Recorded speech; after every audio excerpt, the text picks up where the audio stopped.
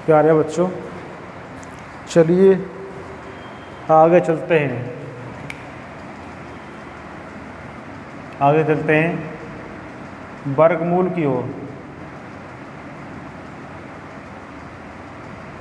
जैसा कि मैं आपको पहले बता चुका हूँ, वर्गमूल क्या है। वर्ग ज्ञात करने की जो प्रोसेस है, उसकी उल्टी प्रोसेस क्या है, वर्गमूल। जैसे हम जानते हैं a का वर्ग कितना होता है, a स्क्वायर होता है। a का वर्ग कितना होता है, a स्क्वायर। ठीक है, तो a स्क्वायर का वर्गमूल, a स्क्वायर का वर्गमूल बराबर a होगा। बात समझ में आ रही है। a का वर्ग a स्क्वायर, तो a स्क्वायर का वर्गमूल a होगा। मैंने अभी कहा था आपको, वर्ग ज्ञात करने की जो प्रोसेस है, अगर उसकी उल्टी प्रोसेस कर दी जाए तो क्या मिलेगा, हमें वर्गमूल मिलेगा। ठीक है ना। यानी जिस तरीके से हमने वर्ग ज्ञात किया, तो यानी 2 बार किसी नंबर की मल्टीप्लाई की, किसी नंबर की मल्टीप्लाई की हमने 2 बार, तो क्या मिल गया, वर्ग। अब ऐसे ही जो संख्या हमें मिली है, जो संख्या हमारे पास है, अगर उसके 2 एक जैसे फैक्टर, 2 एक जैसे फैक्टर कर लिए जाएं, तो उनमें से जो एक फैक्टर है वो उस संख्या का वर्गमूल कहलाता है। तो परिभाषा के तौर पर देखें हम, क्या बनेगी इसकी डेफिनेशन। यदि किसी संख्या को 2 एक जैसे गुणनखंडों में तोड़ना संभव हो, तो उनमें से एक गुणनखंड उस संख्या का वर्गमूल कहलाता है। वर्गमूल कहलाता है। जैसे अंडरवुड में 36 का वर्गमूल कितना होगा। क्या मैं 36 को 2 एक ऐसे गुणनखंडों में ब्रेक कर सकता हूँ? आप कहोगे यस, 6 × 6 में तोड़ सकते हैं साहब हम, यानी 2 एक समान फैक्टरों में इसको तोड़ सकते हैं, 6 × 6। तो इसमें से जो 2 फैक्टर आए हैं, उसमें से जो एक फैक्टर निकल के आएगा वो क्या होगा, इसका वर्गमूल कहलाएगा। तो कह सकते हैं √36 कितना होगा, 6, यानी 36 का वर्गमूल कितना होगा, 6। ठीक है ना। इसी तरीके से अंडरवुड में a स्क्वायर है, a स्क्वायर के 2 एक जैसे फैक्टर a × a कह सकते हैं, तो a स्क्वायर का वर्गमूल कितना हो जाएगा, a हो जाएगा। ठीक है ना। बेसिकली वर्गमूल का जो चिन्ह है वो इस तरीके से होता है। वर्गमूल का जो चिन्ह है वो ये है। अगर इसके ऊपर यहाँ 2 लगा हुआ है, तब भी ये चिन्ह किसका है, वर्गमूल का है। ठीक है ना। अगर यहाँ पर 3 लगाएंगे तो क्या हो जाएगा, घनमूल होगा वो। ठीक है, चलिए आगे चलते हैं।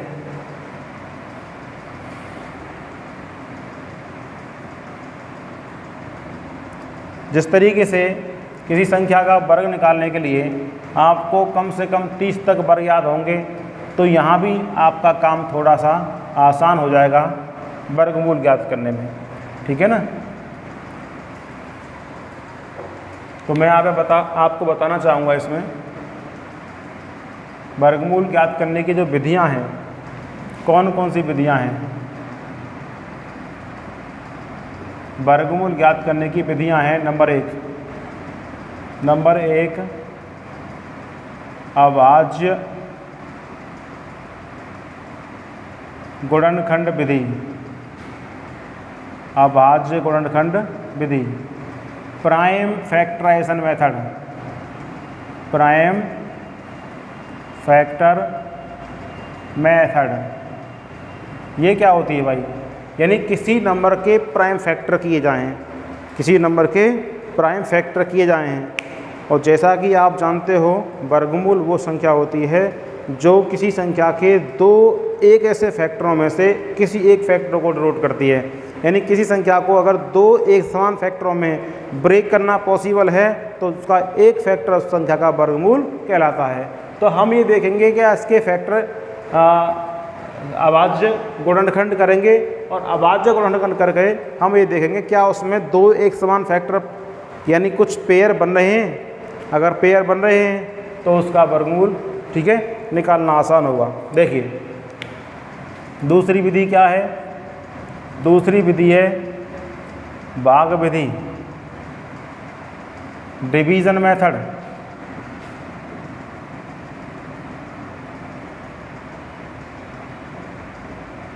डिवीजन मेथड,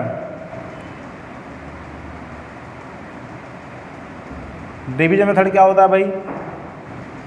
भाग विधि है, बताऊंगा मैं आपको। तीसरा है संक्षिप्त विधि। संक्षिप्त विधि, संक्षिप्त विधि में क्या करते हैं भाई? मतलब जहाँ पर गुणनखंड विधि और भाग विधि से किसी प्रश्न को करना यदि थोड़ा लंबा पड़ रहा है तो वहाँ पर हमारी गुणनखंड विधि संक्षिप्त विधि उस क्वेश्चन को ईजी बना देगी। लेकिन ध्यान रखेंगे संक्षिप्त विधि का वहीं इस्तेमाल कर सकते हैं जहाँ पर संख्या पूर्ण वर्ग हो। पूर्ण वर्ग कौन सी संख्या होती हैं? पूर्ण वर्ग वे संख्याएं होती हैं जिनके फैक्टर्स पेयर में हो रहे हों, यानी एक समान फैक्टर पेयर में हो रहे हों, जिसका पूरा पूरा वर्गमूल निकल के आ रहा हो, जिसका पूरा पूरा वर्गमूल निकल के आ रहा हो, वो होते हैं क्या? पूर्ण वर्ग संख्याएं। ठीक है ना? तो अभाज्य गुणनखंड विधि का भी अपना अलग महत्व है, भाग विधि का भी अपना अलग महत्व है। ठीक है ना? मैं आज आपको बताने वाला हूँ संक्षिप्त विधि, यानी शॉर्टकट मेथड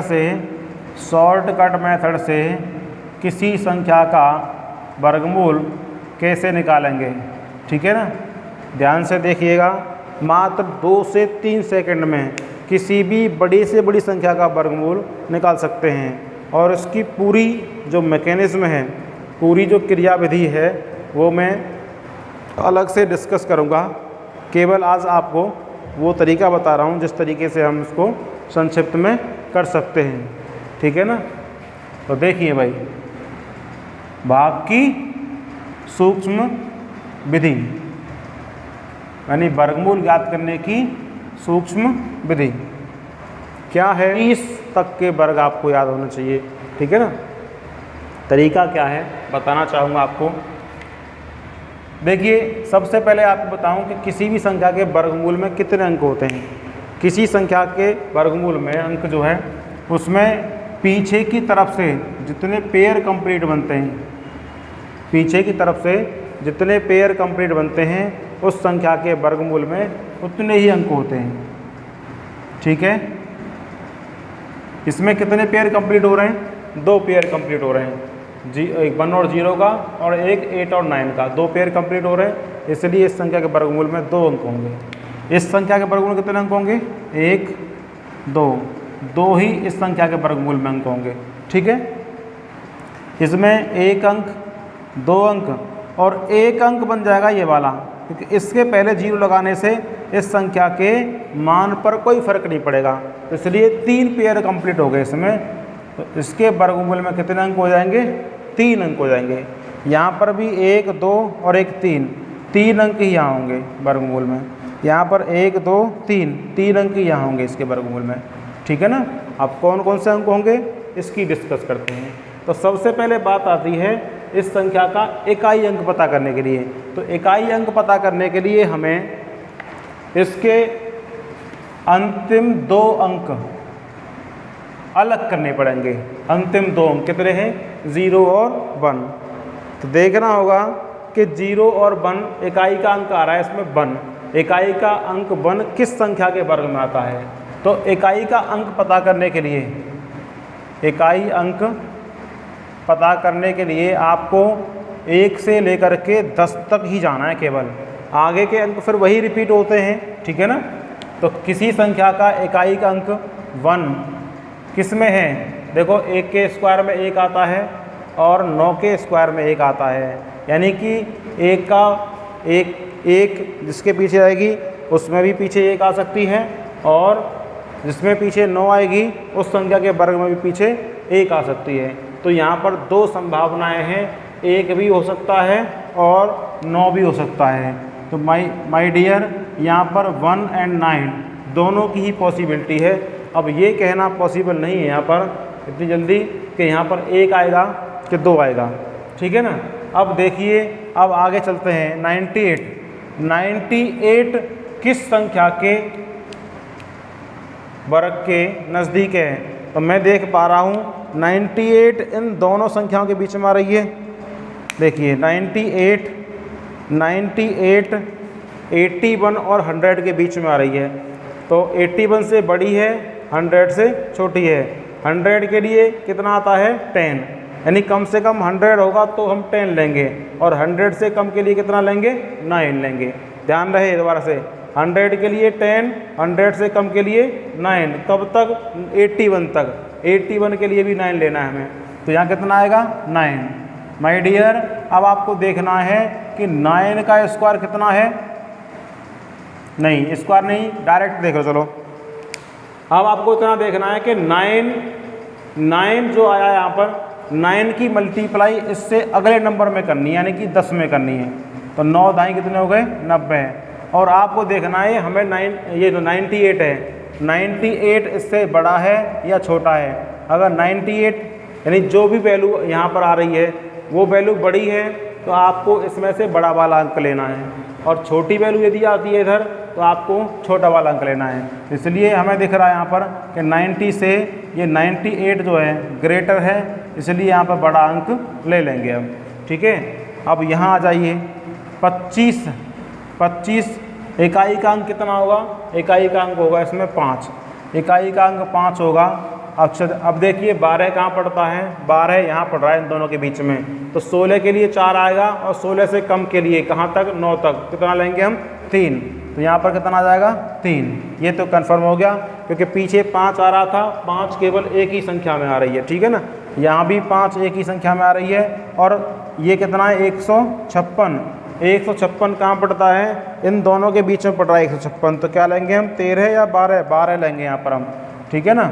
अच्छा, अब आ जाइए 96 इकाई का अंक 6 किस किस में आ रहा है? 4 के स्क्वायर में और 6 के स्क्वायर में। तो यहाँ पर 4 आएगा या 6 आएगा, अभी कंफर्म नहीं है, ठीक है ना। अब देखिए 184 कहाँ पड़ता है? 184 पड़ता है माय डियर 169 और 196 के बीच में।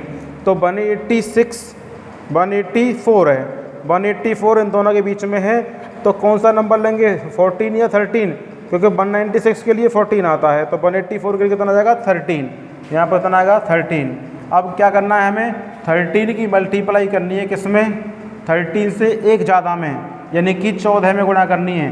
कितना आएगा? 14 तिया 42, और 14 एकम 14 और 4 18।